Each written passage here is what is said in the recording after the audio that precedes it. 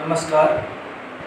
आज हम linear operators on inner product spaces इसके बारे में हम पढ़ेंगे। और linear operator inner product space पर पढ़ने से पहले इनर प्रोडक्ट के बारे में जानकारी होना आवश्यक है। ऑर्थोनॉर्मल, ऑर्थोगोनैलिटी, इनर प्रोडक्ट, ये चीज़ें हम पिछले चैप्टर में पढ़ चुके हैं। In this chapter we will discuss about the linear operator on inner product spaces। इनके बारे में हम डिस्कस करेंगे। पहली डेफिनेशन जो है वो एडजॉइंट ऑपरेटर की डेफिनेशन है। Adjoint operator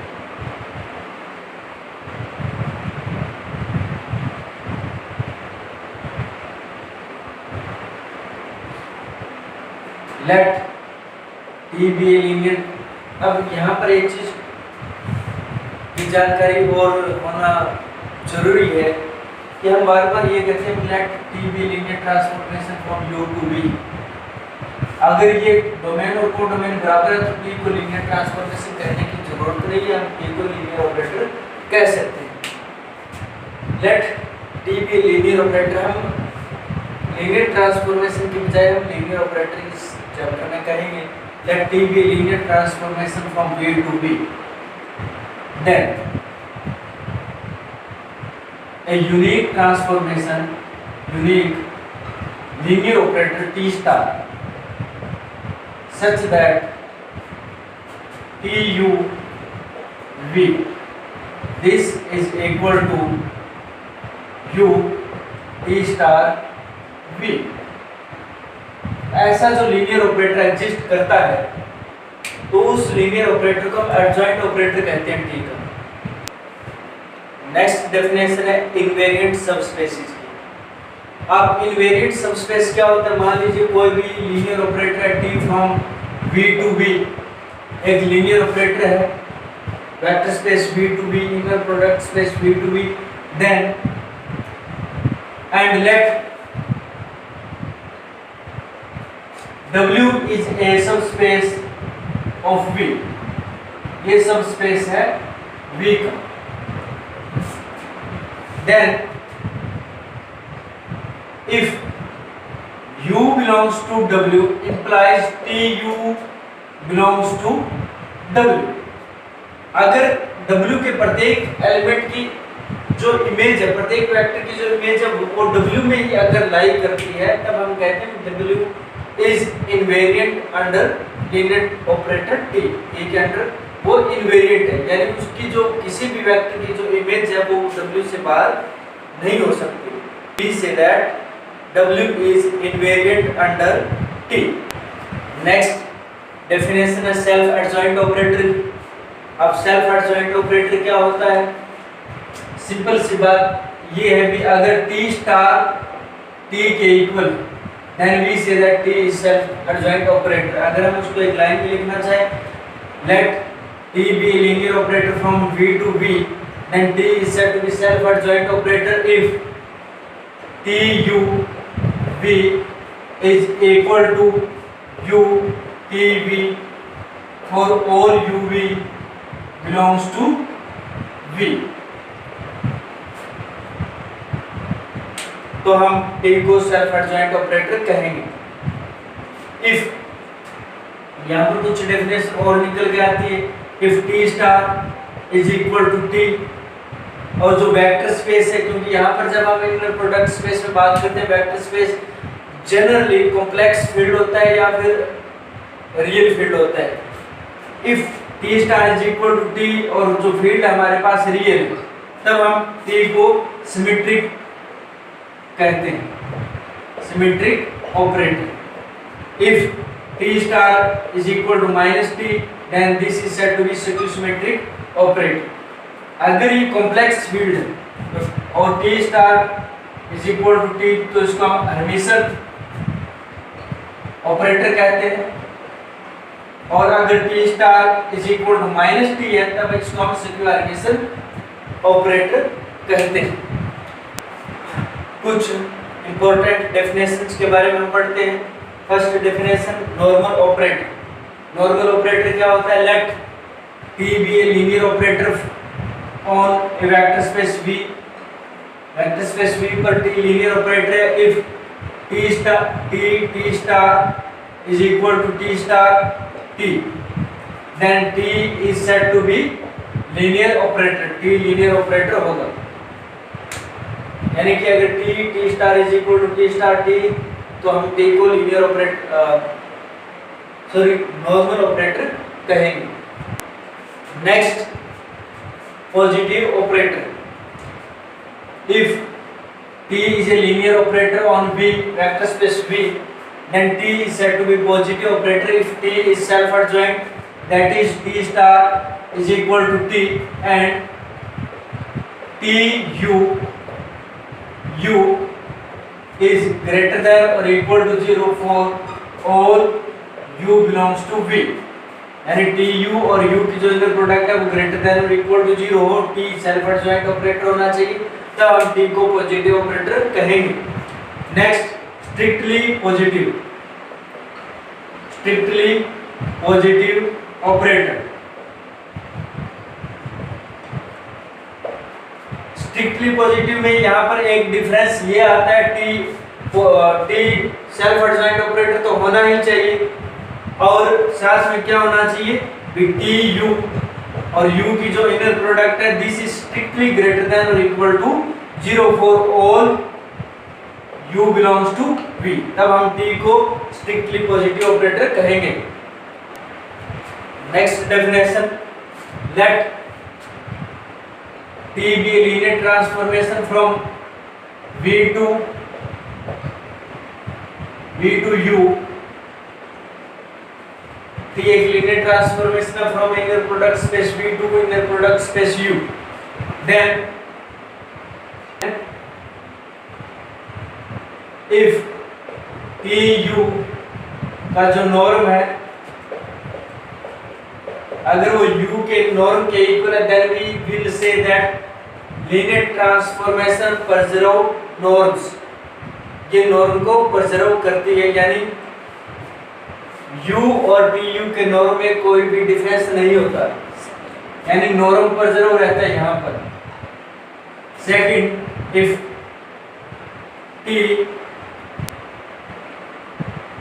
TU TV this is equal to UV, then we say that inner product preserve रहती है, सेम रहती है. हम ये कहेंगे T preserve inner product preserve रहती है. ये हुआ फर्स्ट, ये हुआ second. Next third,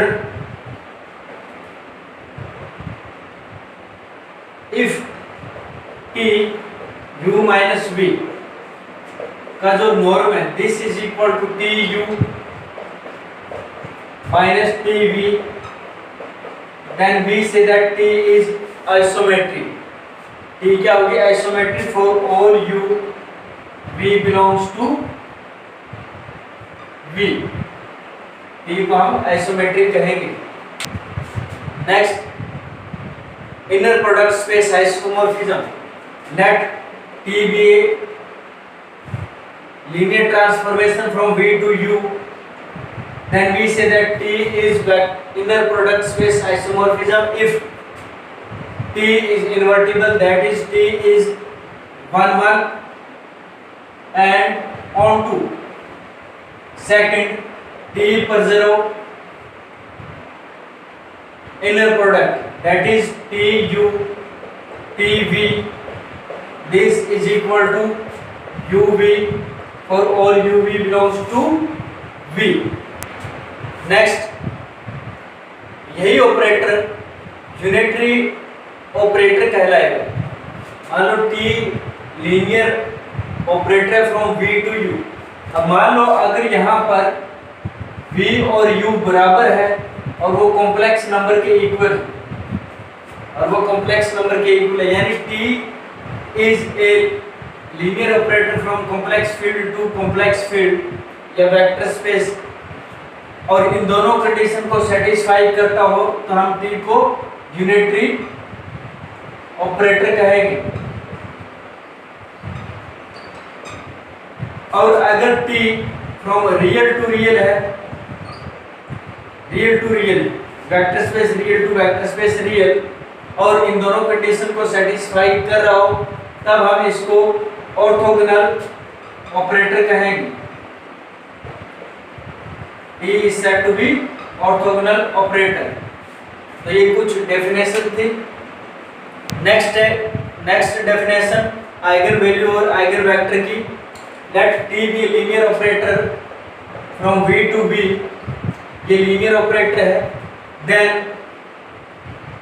if TU is equal to lambda U, अगर TU lambda U के इक्वल है, then lambda is said to be eigen value of linear transformation T and U is known as corresponding linear vector of T। T U जो है वो T का corresponding, lambda का corresponding linear vector होगा। Now we have a theorem, let T be a linear operator on an inner product space V, let W be a subspace of V, prove that W is invariant and orthogonal complement of W is also invariant। जो W का orthogonal complement है वो भी invariant है, ऐसा हमें prove करना है।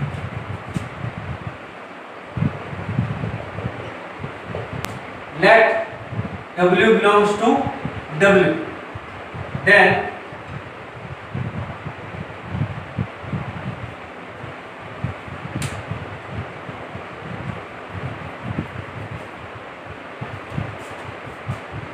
TW belongs to W। TW W को बिलोंग करेगा because W is invariant under T, T के under invariant। Now since W belongs to W, then there exists U belongs to orthogonal complement of W such that WU is equal to 0। अगर U orthogonal complement को belong करता है तो इन दोनों की जो inner product है वो 0 के इक्वल आएगी। Now T star U W, एक T स्टार जो है वो एडजॉइंट ऑपरेटर है T का। हमने ये एडजॉइंट ऑपरेटर लिए, तो एडजॉइंट ऑपरेटर की डेफिनेशन के according this is equal to U TW, ये इसके इक्वल आएगा। And this is equal to U comma, क्योंकि W जो है और W का एलिमेंट है और W is invariant under T, so this is equal to some W1 belongs to W। अब U इसको बिलोंग करता है और W1 W को बिलोंग करता है, तो इनकी इनर प्रोडक्ट वो 0 के इक्वल आएगी। और ये 0 के इक्वल कब होगी, यानी T star U W this is equal to 0। और ये 0 के इक्वल होने का मतलब जो है वो ये हुआ कि T star U belongs to orthogonal complement of W। इसका मतलब ये हुआ कि जो W है U किसका एलिमेंट था, ऑर्थोगोनल कॉम्प्लीमेंट का ही था, और T स्टार U भी वो भी ऑर्थोगोनल कॉम्प्लीमेंट का है। So we can say that orthogonal complement of W is also invariant under T star. So we can say that W is invariant and prove that if W is invariant, then orthogonal complement of W is also invariant। अगर मान लो W T के corresponding अगर invariant है तो orthogonal complement of W is invariant under adjoint operator of T।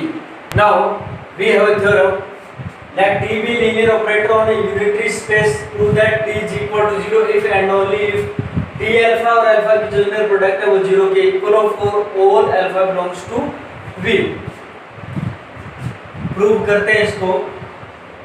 पहले तो हम let T is equal to 0, T को 0 के equal मान लेते हैं। Then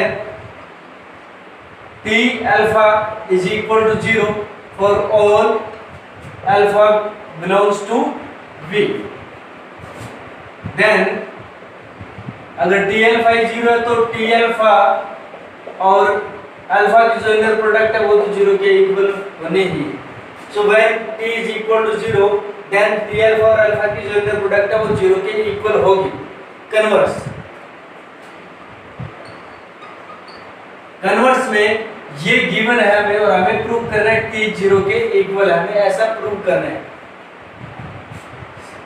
late alpha beta belongs to v, then according to the statement t alpha plus beta this is equal to 0, ये 0 के इक्वल होगा क्योंकि t अल्फा और अल्फा के प्रोडक्ट 0 ये ऐसा गिवन है। अगर इसको हम एक्सपेंड करते हैं तो ये आएगा अपने पास t alpha plus t alpha beta और t beta alpha plus t beta alpha beta. This is equal to 0. According to the given statement, this is equal to 0 and this is equal to 0. So t alpha beta plus t beta alpha is equal to 0. Now this is true for all alpha beta belongs to the vector space. Vector space के सभी vector के लिए ये result true होगा। तो beta की क्योंकि ये यूनिटरी स्पेस है तो ये कॉम्प्लेक्स नंबर भी हो सकते हैं। तो बीटा को अगर आप आइटा से मल्टीप्लाई कर दें तो वो एक कॉम्प्लेक्स नंबर ही रहेगा। तो बीटा को हम रिप्लेस करें, इसको इक्वेशन 1 का नाम देते हैं हम। बीटा को आइटा बीटा से रिप्लेस करते हैं तो T alpha iota beta plus T iota beta alpha this is equal to 0। यहाँ से जब आयोटा बाहर आएगा तो इसका कंजुगेट आएगा minus iota T alpha beta, और यहाँ से क्योंकि ये लीनियर ट्रांसफॉर्मेशन है तो पहले आयोटा बाहर आएगा और आयोटा यहाँ से बाहर आएगा तो आयोटा ही रहेगा T beta alpha is equal to 0। This is equation. यहाँ से आयोटा बाहर ले लेते हैं, कॉमन ले लेते हैं क्योंकि आयोटा 0 के इक्वल नहीं हो सकता, 0 नहीं हो सकता। So we can say that minus iota हम कॉमन ले रहे हैं तो T alpha beta plus minus T beta alpha this is equal to 0। इसको इक्वेशन 2 का नाम देते हैं। इक्वेशन 1 और 2 को ऐड करते हैं। अगर हम ऐड करेंगे 1 और 2 को तो ये चीज कैंसिल हो जाएगी, क्या बचेगा 2 T alpha beta this is equal to 0 for all alpha beta belongs to the vector space, which implies t alpha beta is equal to 0 for all alpha beta belongs to vector space। तो beta की जगह क्योंकि t alpha भी तो v को belong करेगा तो beta की जगह अगर हम t alpha ले लें this is equal to 0, ये 0 के इक्वल होगा for all alpha belongs to vector space। और ये 0 का के इक्वल होने का मतलब क्या हुआ, इनर प्रोडक्ट की डेफिनेशन के according T alpha is equal to 0 for all alpha belongs to vector space. अगर ये सभी अल्फा के लिए इसकी वैल्यू 0 आ रही है इसका मतलब T is equal to 0, T 0 के equal. Next theorem, let T be a symmetric linear transformation on an inner product space VF then T alpha की जो इनर प्रोडक्ट है वो 0 के इक्वल है if and only if t is equal to 0। Prove करते हैं इसको। पहले हम t को 0 के इक्वल लेके चलते हैं, that is t alpha is equal to 0 for all alpha belongs to the vector space। so clearly t alpha this is equal to 0 क्योंकि t alpha तो 0 है ही। तो ये पहला पार्ट इसका प्रूव हुआ। सेकंड कन्वर्स हम प्रूव करते हैं।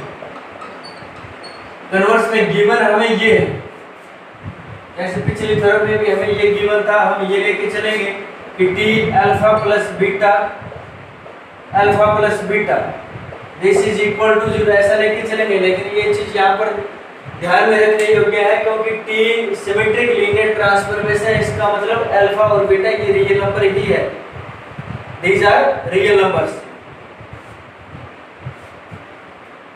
तो इसके अकॉर्डिंग हम क्या लिख सकते हैं, T alpha alpha plus T alpha beta plus T beta alpha plus T beta beta this is equal to 0। इसको एक्सपेंड करके हमने ये लिखा according to the given statement this is equal to 0 and this is also equal to 0। तो T alpha beta plus T beta alpha is equal to 0, ये 0 के equal है। Now which implies T alpha beta, इसको हम क्या लिख सकते हैं, अगर हम अल्फा T बीटा लिख सकते हैं,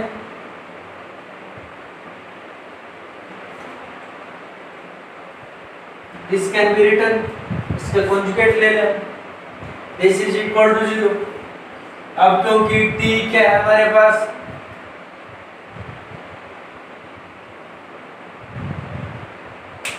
T जो हमारे पास सिमेट्रिक लीनियर ट्रांसफॉर्मेशन है on an inner product space, इसका मतलब अल्फा और टी बीटा दोनों रियल नंबर है, तो कॉन्जुगेट लेने का कोई फायदा नहीं है क्योंकि रियल नंबर ही है, तो इसको यहां से हम हटा रहे हैं।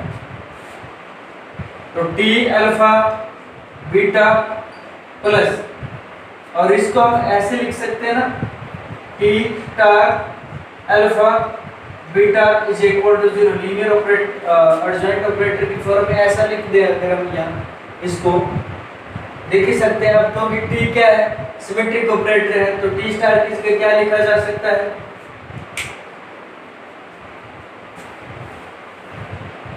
सो टी स्टार किसके टी लिखा जा सकता है, तो T alpha beta plus T alpha beta is equal to 0, तो 2 T alpha beta is equal to 0। In particularly अगर बीटा की जगह हम टी अल्फा ही रख दें,